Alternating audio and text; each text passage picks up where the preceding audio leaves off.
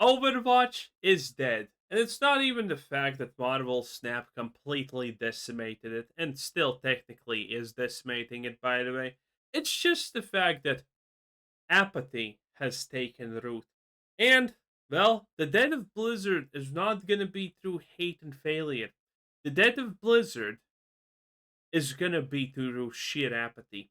World of Warcraft Classic already is suffering it. There's a little bit of spark of hatred left for Diablo 4, but most people don't care. I'm just a huge Diablo fan. That's why I still kind of shit on Diablo 4 time to time. But for the most part, it's also almost even pure apathy for me.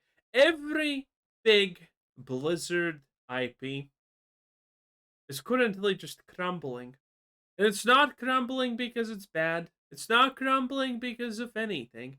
It's crumbling because people don't even care that it's bad. People are done. People don't even want to talk about it. And when you have some kind of form of media and people don't care even to talk negatively about it, remembering the good old times and how bad things are now, you know it's over. You know it's over.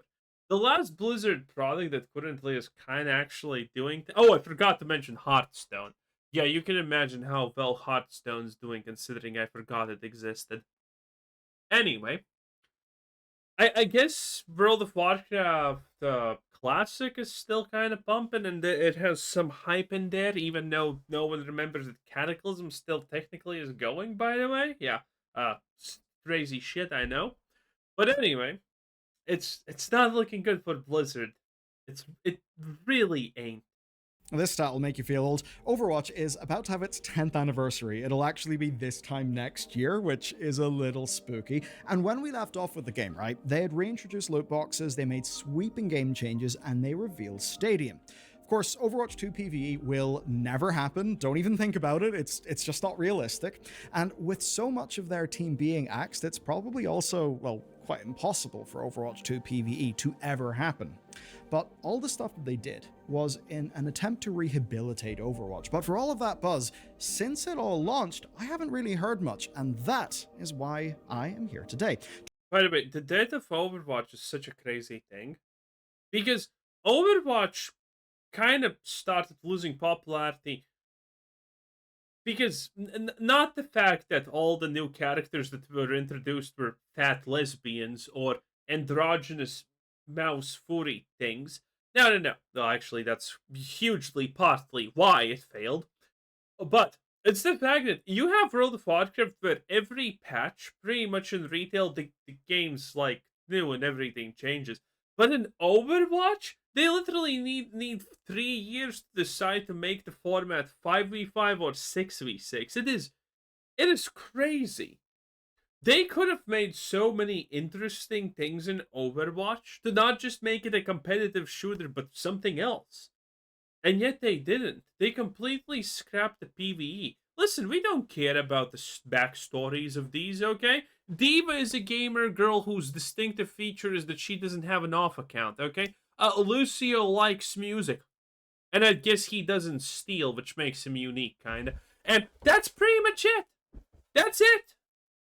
The characters are boring, but the setting, the world, is not kind of boring. I mean, the Overwatch world is effectively after Skynet. So it's kind of interesting, at least in that regard. You could have made so many good things with this Blizzard, and yet you choose to kind of suck a lot of dick.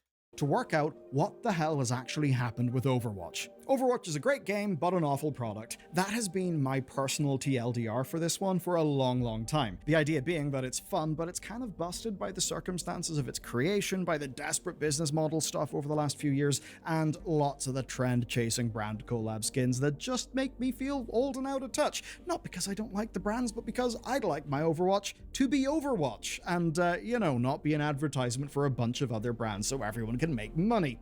Anyway, all of that stuff did kind of piss players off, pissed me off, and pissed off players will not cut you any slack if you're a dev team. So it seems that's what they worked on first, getting the product part under a little bit of control. Listen, we're consumers, okay? People often forget it, and there are some people who go against this, what I'm going to say, but this is the truth. Listen, we're consumers. It's not my job to make the game good for you. My job is to play it if I want to, and if I don't like it, I can leave a huge steamy dump on it, and you have no right to tell me I'm right or wrong, okay? You have no right to do anything. I don't need to be constructive with my feedback. I don't need to be positive with my feedback. I don't need to be respectful with my feedback. I don't need any of those things. That is something that you are trying to shame and guilt trip into people doing so they don't leave negative feedback. But as true consumer, I don't care if you use child slavery. I don't care that the lithium mines desire blood. I don't care about any of this crap, okay? I want a game that I play, okay? Leave those problems for the place that those problems are happening in, okay? I care about myself and my entertainment. And if it's bad, I'm gonna be pretty mad. So fix it, okay? That's it. Now, on that front, the Returnal loot boxes basically gave people an incentive to continue playing with only the Battle Pass as a payment. That's definitely a positive. Even the premium crossover cosmetics for WoW and Diablo are being included in the loot boxes as of Season 16. That's pretty good. Now, we're still seeing the same high as hell rate of crossovers with Gundam and Street Fighter, but now the players don't have to pay to get access to anything, they're perhaps a bit more willing to extend Overwatch some good faith. It feels a little bit less like an aggressive relationship. So, that's Blizzard's opening. Let's see how they've tried to exploit it, and if it's actually worked. Stadium is the big new feature, and to recap, it's a new mode for Overwatch 2. It takes the 5v5 formula and it breaks it down into 7-round matches. Players basically choose from one of 17 The Counter-Strike now, I guess. available heroes, and then you play rounds of Overwatch, except that, firstly, right, it's all playable in third person, so that's kind of new, and secondly, by the way, this actually is kind of cool. You see, Blizzard could do all of this years ago. They should have done all of this years ago, but they're only doing it now. So Overwatch, by the way, has tremendous redemption possibilities, okay? You see this hero? Her name is lesbian Russian woman, I guess. Uh, this is what you do, Blizzard. You make her not look like a man, put a tongue on that ass, and there we go. We're off to the races. The redemption starts now. It's very simple, actually. every hero can use earned Stadium cash to purchase new upgrades that will alter your gameplay style in dynamic And yes, again, they could have done this so long ago. ways. Basically, right, it's kind of like the Counter-Strike By the way, again, I'm pretty sure at this point this is again just Microsoft threatening to fire everyone with Blizzard if they don't come up with some innovative ideas. And this is it. shop, right? Which is technically a rehash of an already existing thing. Bro, do I own Overwatch 2? I don't even know. I owned a Overwatch version, and then I did not give a fuck after, I salamied my thoughts on Black Widow like a couple of times, and it was fine. Do it in between rounds. There are some neat catch-up mechanics around taking out high performers so that things actually stay competitive. It's kind of neat. It's very much Overwatch's core hero ability formula, but where you're adding in a layer of complexity as you wish as you build out their character. So it's a Now, to kind of MOBA. explain this, Aaron Keller broke it down in terms of 3-player needs that they've tried to hit. The first one is more downtime, like literally the time in between rounds. And that's so that Overwatch isn't just this constant objective brawl that just kind of leaves you tired. You need ups and downs, you need pace. It's something that Counter-Strike does real well. The second thing is to emphasize strategy, and the third is a big one. It's to let you counter your enemies via your upgrade path for your character, rather than just, say, swapping heroes. And for a lot of people, What is the Valve's version of this? I forgot what it's called, but people kind of liked it when it came up, and then I haven't heard anything about it. I'm not sure if it's dead, but it's the shooter MOBA. They're effectively doing that, and this is almost like a hint of old Blizzard. Because old Blizzard was good because they didn't invent anything. They weren't innovators. They didn't give a fuck about any of that. They just stole stuff from other companies, and it worked out great. I mean, like By the way, that's not a joke if you're not a vet. Blizzard have never made a single unique mechanic, and when they did, it sucked dick. Um, but they have been really good at stealing successful mechanics and ideas from other games and implementing it in their own. That's what made Blizzard great. me, I just have one or two characters I really enjoy playing. Being able to counter my opponents via upgrades without having to change, that's actually really good. So, this all sounds quite great on paper, and it's clearly a fairly huge feature, not just like a random new mode like Clash. And here's what makes it interesting: the reality now that it's actually live and in players' hands. Here's the stat that got me interested in making this video. So, over the first week of Stadium's release, it saw 7.8 million hours of play across 2.3 million matches, and that was approximately 50% of Overwatch's total playtime during that period. So, per playtime, this has had a Makes sense, I guess. goddamn humongous release. And broadly, the reactions Oh, by the way, this is the new character for this game. If you did not know, so Marvel's Rivals comes in, gives you hot women that look like women. Overwatch is like, and there you go. Cute looking feminine white woman. There you go. Didn't even literally 5 minutes after. There you go. Come back, white man is the slogan of this game. seems to be consistent engagement with the actual mode. So over here, we've been tracking the responses and, all of that stuff, keeping tabs and things. And the thing that we noticed is that it seems to be one of those quiet success things where players are just enjoying it. They're playing it.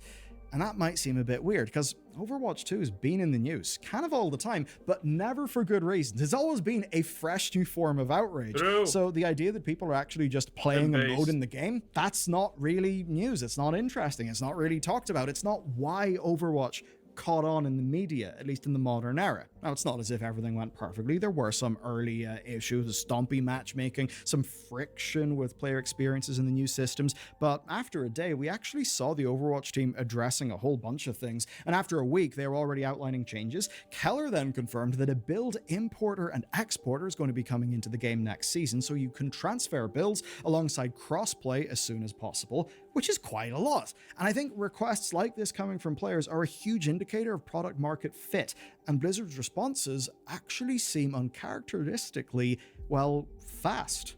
They're not normally fast, and the reason why I think is real simple: I guess. institutional power and backing. Essentially, this is a game feature that has got backing What? and buy-in up and down the chain. I mean that like structurally within Blizzard. So in practical terms, that means that while it's not like there's an entire team making a parallel game, Overwatch 2 does have, and I just quote Aaron here, totally separate team of people that are solely devoted to working in Stadium. Now, of course, there are shared teams like, map design, hero design, but basically, you get the point here. This is them kind of opening up a new front in the war.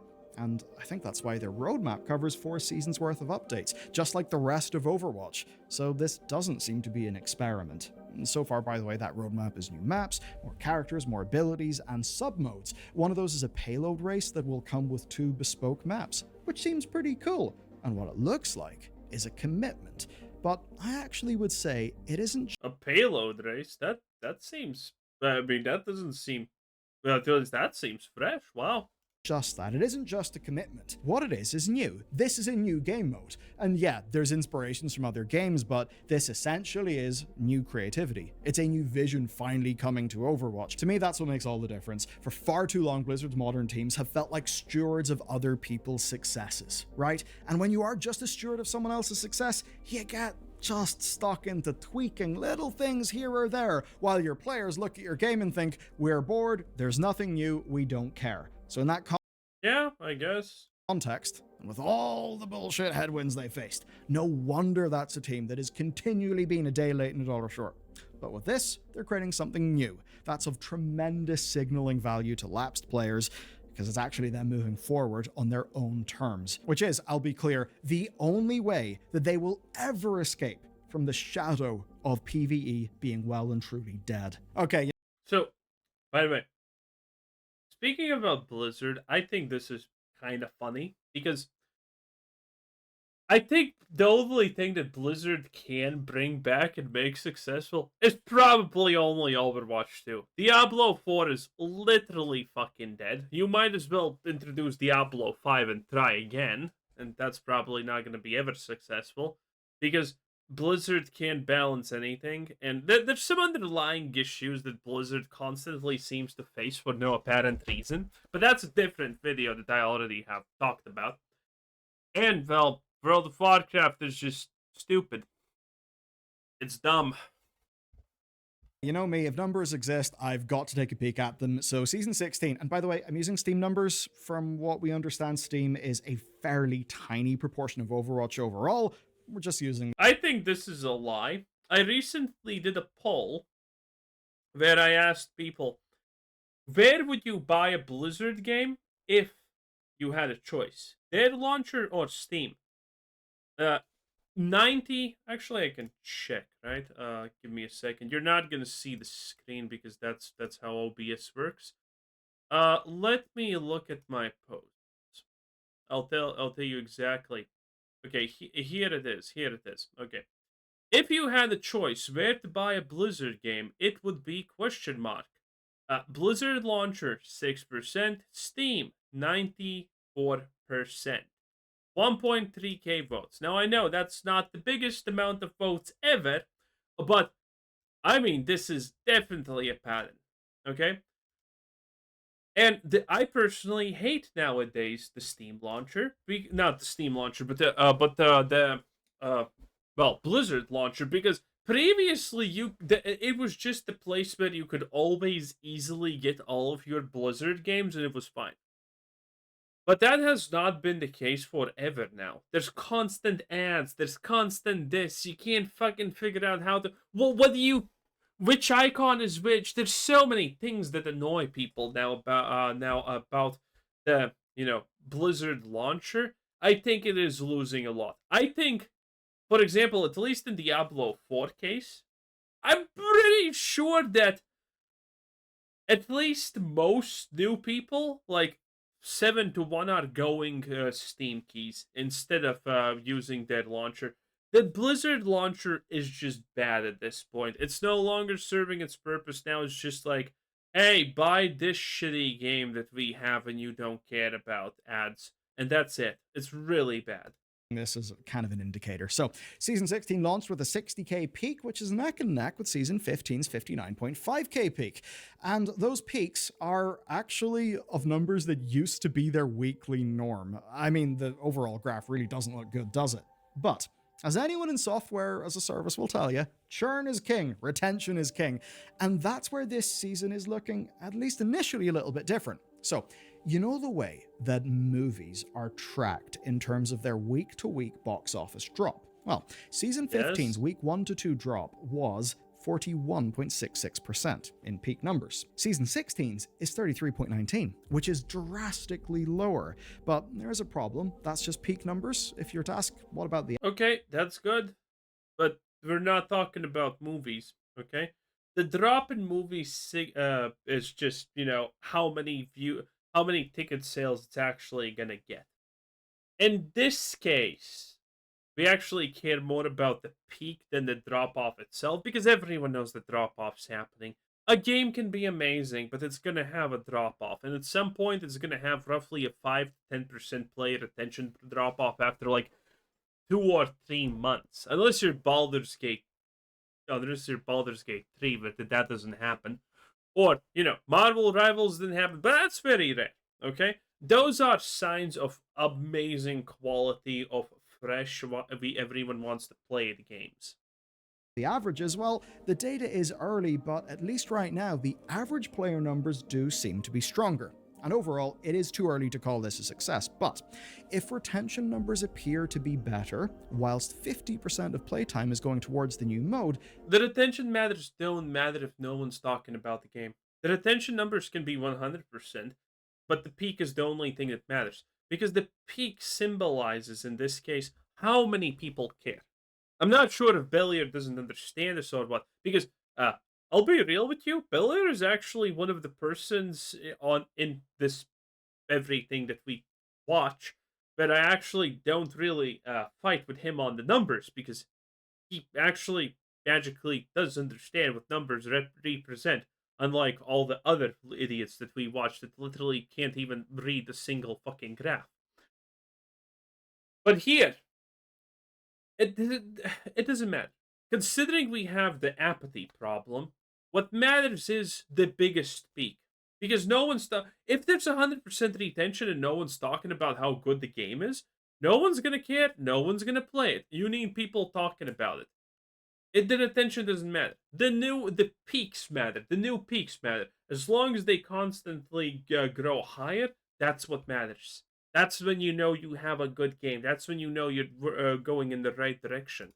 Then that certainly is a good sign. What it also can be is a pressure valve. You see, Overwatch has suffered from trying to please everybody, right? With broadly the same sort of game mode. Stadium arriving and being a better fit for a sizable chunk of players will help to ease that tension. I mean, already we've seen character changing perks get added and be well received, plus patches to introduce and adjust those things as the feedback comes through. That's fairly agile looking, pretty good. Meanwhile, over in Ranked, well, pick ban. That's the thing. That's not gonna last. Blizzard has not managed to balance a single game that they have ever made in their history. It's not looking good in that respect. And map voting have seemingly reinvigorated some interest. Not a transformational amount, but hey, some.